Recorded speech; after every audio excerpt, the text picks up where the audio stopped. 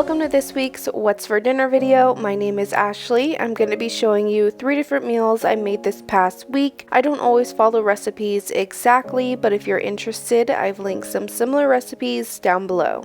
The first dinner I'm going to be showing you, I made a delicious chicken piccata pasta. So I'm starting out with my chicken breasts. I just butterflied 1 large chicken breast in half, and then I just pan fried them in some butter and oil to get them nice and browned.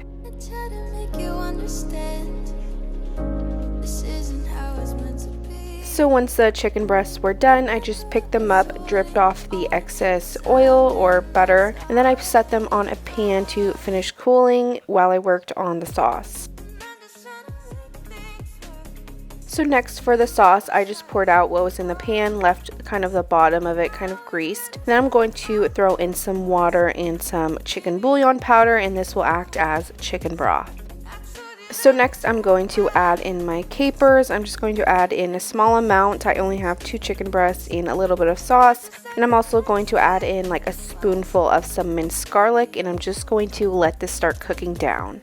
I also did add a couple squeezes of lemon juice. I just don't know what happened to that clip. Next I'm going to add in my half stick of butter, and this will make the sauce super rich and delicious. So I'm just going to continue stirring this and letting this melt down. This is also where you can taste the sauce and kind of figure out whatever else that it needs. So I did end up adding just a little bit more chicken broth because I realized I was going to actually add the pasta to the sauce at the end. I did cook half a box of angel hair noodles, and I'm just going to finish up the sauce with some lemon juice and some dried parsley flakes.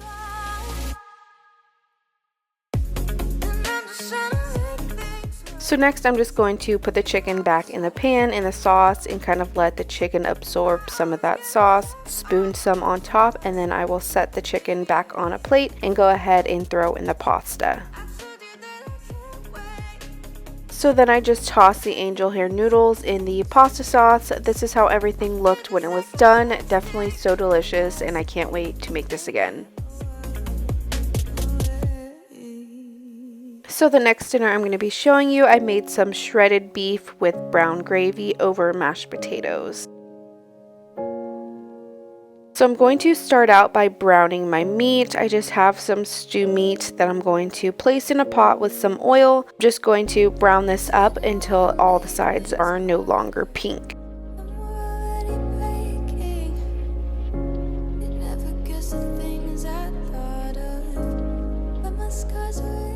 This is my first time making some type of beef like this. I realized it does have to sit for like a couple hours on low to become really nice and shredded, but I definitely did not have that time after work. So next I'm going to throw in some minced garlic, toss that around so all of the garlic can coat all of the beef, and I'm just going to let that cook a little bit.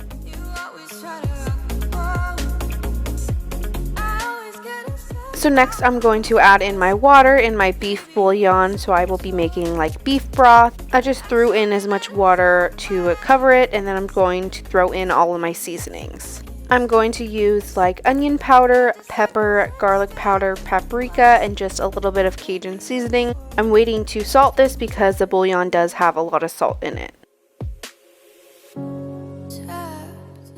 So I'm just going to stir this around, let it cook on medium-low, and have it covered so the beef can cook all the way through.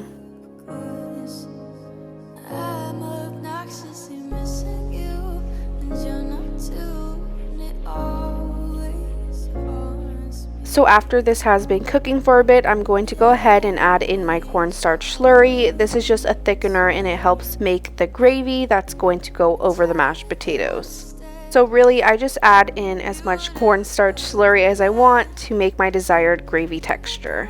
I'm also adding in a little bit more beef bouillon just to kind of bring out the brown gravy flavor.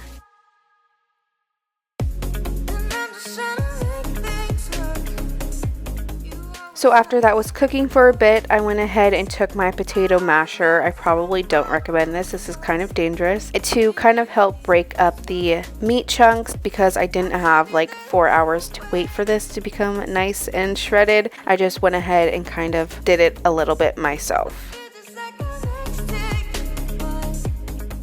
So next I'm going to work on my mashed potatoes. I just boiled up a couple potatoes and now I'm taking my hand mixer to kind of mash them before I add in all my ingredients. So first I'm going to add in half a stick of butter. Definitely should have softened the butter first, but this worked fine.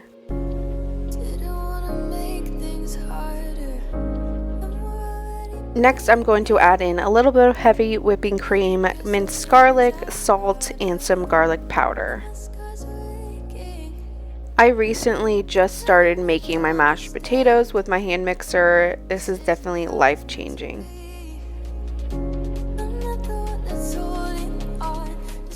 So I'm going to add in a little bit of milk, some pepper, and I did add in some sour cream as well, and I'm just going to mix this all together and these mashed potatoes are basically done.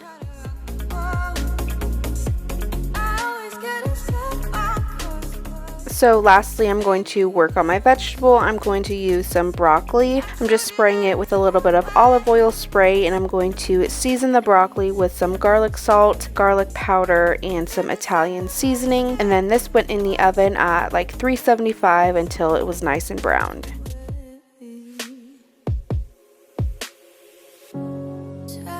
This is how everything looked when it was done. I just plated it with some mashed potatoes and spooned the beef and gravy on top. Definitely so good and such a comfort meal.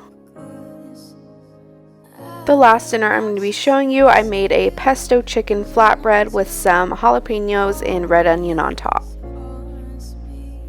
So I'm going to start out with my chicken. I just have 2 small chicken breasts that I'm going to dice up into small bite-sized pieces that I can top the pizza with.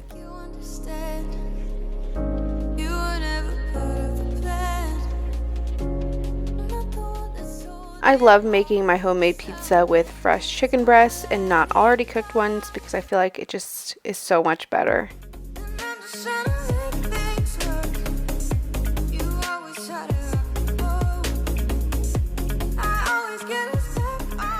So at the same time, I do have a little bit of oil heating up in the pan, and I'm going to throw the chicken in there. That is where I'm going to season it.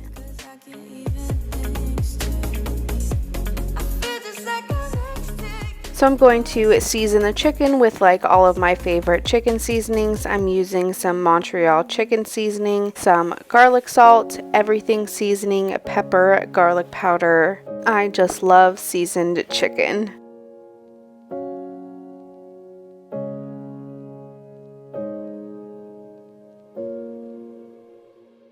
So I'm just going to toss the chicken around in this pan, make sure everything is coated evenly with the seasonings. I'm also going to add a little bit of smoked paprika. I like to do this for some color.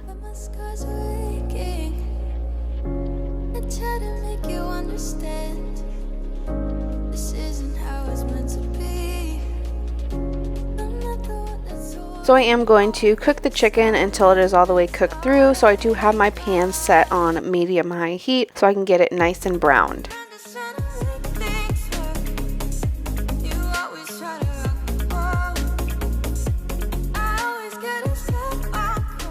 So lastly, I'm going to work on assembling the pizza. So I'm spraying my pan with some olive oil spray and I'm putting down this sheet of dough. This is just a Pillsbury pizza sheet, but I want to kind of make it square.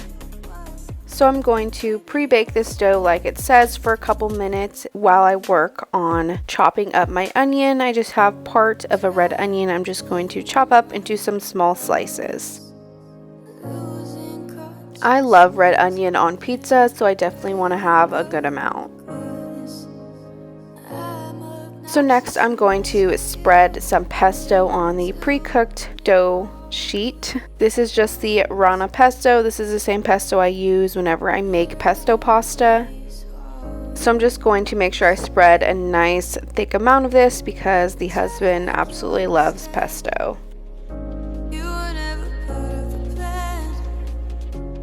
So next I'm going to top the pizza with some cheese. I'm using some Monterey Jack cheese, and I'm going to be using a shredded blend as well. We love cheese over here, so we're definitely not going to be stingy. So next I'm going to put the chicken on the pizza. I definitely should have sprinkled this out with my hand or a spoon first because I just had to move it around. So next I'm going to top the pizza with my onion slices. I'm just going to spread that out as well and place as much as I want. The last step is to throw on our jalapenos. I definitely prefer fresh jalapenos for most things, but he loves pickled jalapenos the most, so that is what we are using. This went in the oven until everything was browned. This is how it looked when it came out. So freaking delicious. We love pesto pizza. Thank you so much for watching this week's What's for Dinner video. Make sure you come back next week for another one.